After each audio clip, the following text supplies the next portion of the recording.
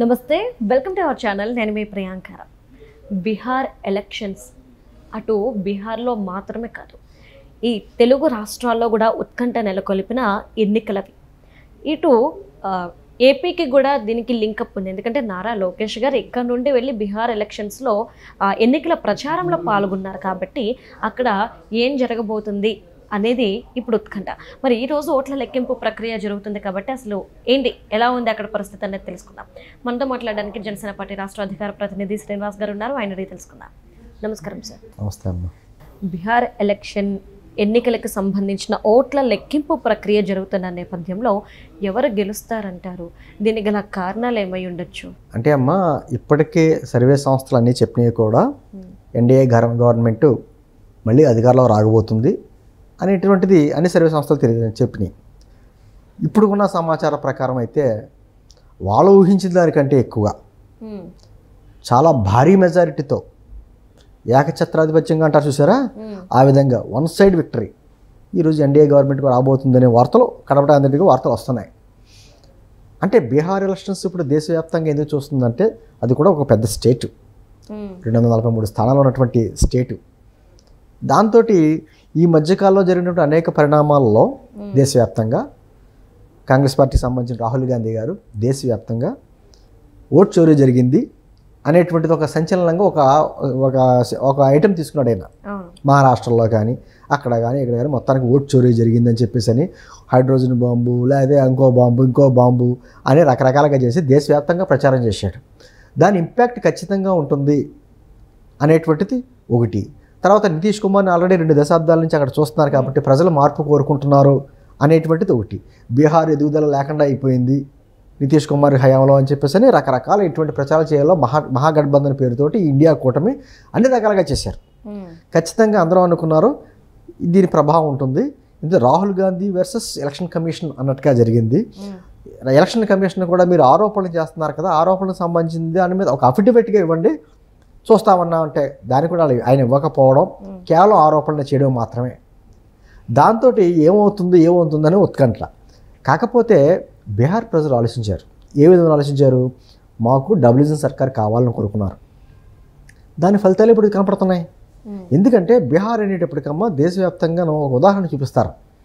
Bihar politics లేకపోతే బీహార్గా వెనకబడే ప్రాంతం, దేశవ్యాప్తంగా ఎక్కడికి కూలీలు కనపడినా బీహార్ నుంచి వస్తున్నారు, అత్యంత వెనకబడిన స్టేటు అని రకరకాల ఉన్నటువంటి ఒక అపవాదం ఉంది ఆ స్టేట్ మీద.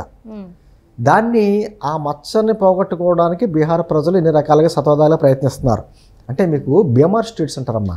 బీమార్ స్టేట్స్ అంటే బీహార్, మధ్యప్రదేశ్, రాజస్థాన్, ఉత్తరప్రదేశ్కి ఇవి అత్యంత వెనుకబడిన రాష్ట్రాలు అని చెప్పేసి అని వాటికి కేంద్రం ఇచ్చే నిధులు కూడా ఎక్కువిస్తాయి.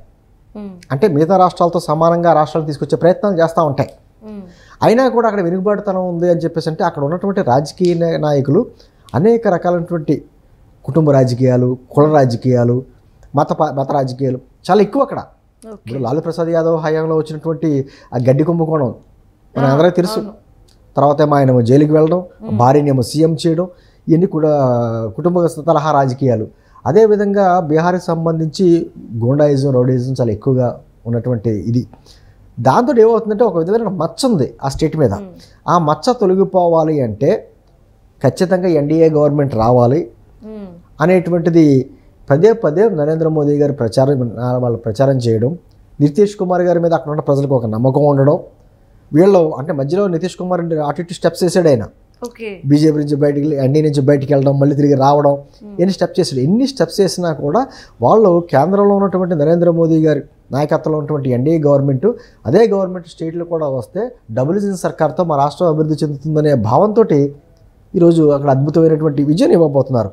దానికి ఎన్డీఏలో ఉన్నటువంటి భాగస్వామ్య పక్షంగా ఉన్నటువంటి లోకేష్ గారు కూడా అక్కడికి వెళ్ళారు కదా. అక్కడ ఉన్నటువంటి అనేక మంది తెలుగు వారు కూడా ఉన్నారు. వారికి సంబంధించి ఆయన కూడా ప్రచారం చేయడం జరిగింది. ఏమంటున్నానంటే ఓట్ చోరీ జరిగింది, 65 లక్షల ఓట్లు అక్రమంగా తొలగించారు, ఈ సర్ అనే నినాదంతో ఎలక్షన్ కమిషన్ కేంద్రానికి అమ్ముడిపోయినట్టుగా సరిపోయింది, ఆ వ్యవస్థ అంతా కుళ్ళిపోయింది అనేటువంటిది విస్తృతంగా ప్రచారం చేశాడు మన రాహుల్ గాంధీ గారు. ఈ రోజున రాహుల్ గాంధీ గారే పరోక్షంగా ఎన్డీఏ గవర్నమెంట్కి సపోర్ట్ చేశారేమో అనిపిస్తుంది. ఎందుకంటే అతను ఉన్నంతకాలం ఎన్డీఏ గవర్నమెంట్కి ఏ ఇబ్బంది లేదు. లేదు. ఎందుకంటే అతన్ని తీసుకునే అస్త్రం సరైన అస్త్రాలు పుచ్చుకోడు. ఓకే. ఇప్పుడు ఓట్ చోరీ ఎందుకు జరుగుతుంది? ఇప్పుడు ఎలక్షన్ కమిషన్ భారతదేశంలోనే ఇంత పెద్ద వ్యవస్థలో ఇంత స్వచ్ఛందంగా ఇప్పుడు డబ్బులు తీసుకుంటారు. ఎలక్షన్ పార్టీలు ఇచ్చేటువంటి డబ్బులు ప్రజలు తీసుకుంటారు కొంతమంది, అందరి దగ్గర తీసుకోవచ్చు. కానీ వెళ్ళింది మాత్రం స్వచ్ఛందంగా అతను నచ్చిన వ్యక్తిగా ఓటేసుకుంటాడు. లోపల ఆ సిస్టమ్ ఉంది కదా, లోపాలు లేవనట్లా, ఎన్నికల వ్యవస్థలో లోపాలు లేవనట్లా. కానీ మొత్తం ఎన్నికల వ్యవస్థనే భ్రష్టు పట్టిపోయినట్టుగా మాట్లాడితే ఏమవుద్దంటే వ్యవస్థ చిన్నాభిన్నం అయిపోద్ది. ఇప్పుడు రాహుల్ గాంధీ గారు ఏం తీసుకోవాలి? ఎలక్షన్ కమిషన్లో ఏమన్నా ఆరోపణలు ఉంటే ఆరోపణలు చేయాలి. అంతకు మించి మొత్తం ఆ వ్యవస్థ అంతా అమ్ముడుకుపోయినట్టుగా, భారతీయ ఎన్నికల వ్యవస్థనే దారుణం అన్నట్టుగా అతను మాట్లాడతాం. తర్వాత ఎక్కడో విదేశీయులకు సంబంధించినటువంటి ఒక ఏమంటారో ఒక యాంకర్ అన్నారో, యాంకర్ కాదు మోడల్, ఆ మోడల్లో ఇక్కడికి ఆవిడకి ఒక్కడికే 200 ఓట్ల పైన ఇక్కడ ఉన్నాయి అని చెప్పడం, ఆవిడ స్టేట్మెంట్ ఇవ్వడం, నాకు సంబంధం ఏంటి ఆ దేశంతో, నేను వెళ్ళడం ఏంటి, నాకు ఓటు హక్కు ఉండడం ఏంటి, నా ఫోటోలు అంటే చెప్పడం, ఇవన్నీ తప్పు అని చెప్పి తర్వాత నిరూపణ అవ్వడం. ఇవన్నీ ఏమవుతుందంటే అతను గాల్లోకి అతులు తిప్పుతూ ఉంటాడు. ఈ రోజున అతిపెద్ద పార్టీ ఒకప్పుడు కాంగ్రెస్ పార్టీ ఏముండి అమ్మ భారతదేశంలోని, అయితే కాంగ్రెస్లో అయితే కమ్యూనిస్టులు ఉండేవారు.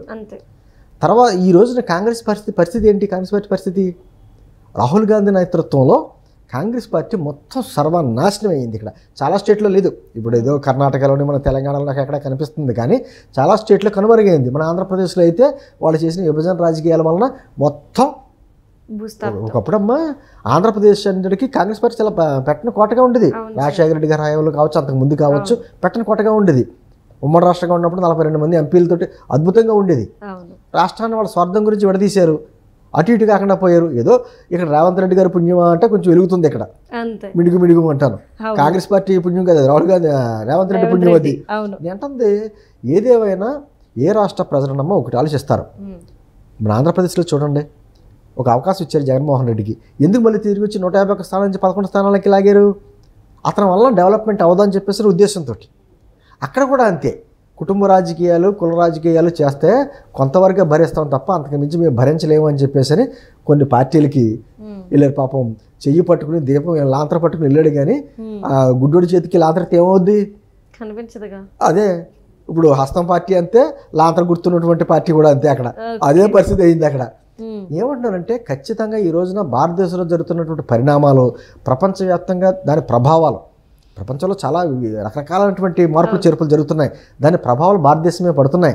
భారతదేశం చేసినటువంటి విదేశాంగ విధానం కావచ్చు, భారతదేశం యొక్క పటిష్టతను కాపాడడానికి ఎన్డీఏ గవర్నమెంట్ చేస్తున్నటువంటి కృషి కావచ్చు, నరేంద్ర మోదీలో అవన్నీ చూస్తున్నారు. దేశం ముఖ్యం అనేటువంటి విధానంతో ఆయన చేస్తున్నటువంటి ప్రయాణం అంతా చూసి అటువంటి వ్యక్తి మనకు కేంద్రంలో ఉంటే, అదేవిధంగా కేంద్రంలో ఉన్న ప్రభుత్వానికి మన రాష్ట్రంలో కూడా ఒకే ప్రభుత్వం వస్తే డబుల్ ఇంజిన్ సర్కార్ తోటి అద్భుతమైన విజయం మనకి ఫలితం కూడా ఉంటుందనే ఉద్దేశంతో ఈరోజు ప్రజలకు పట్టుకడుతున్నారు. నితీష్ కుమార్ గారిని అన్ని చూశారండి. గతంలో ఆయన రైల్వే మినిస్టర్గా చేశారు, వ్యవసాయ శాఖ మంత్రిగా చేశారు, 2 దశాబ్దాలు బట్టి ఆయన ముఖ్యమంత్రిగా రకరకాల చూశారు.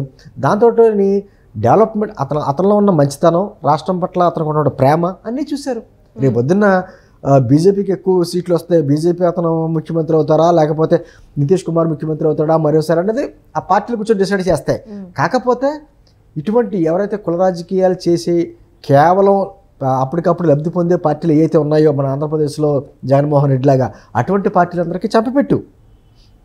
అక్కడ కూడా అంతే, అదే జరుగుతుంది.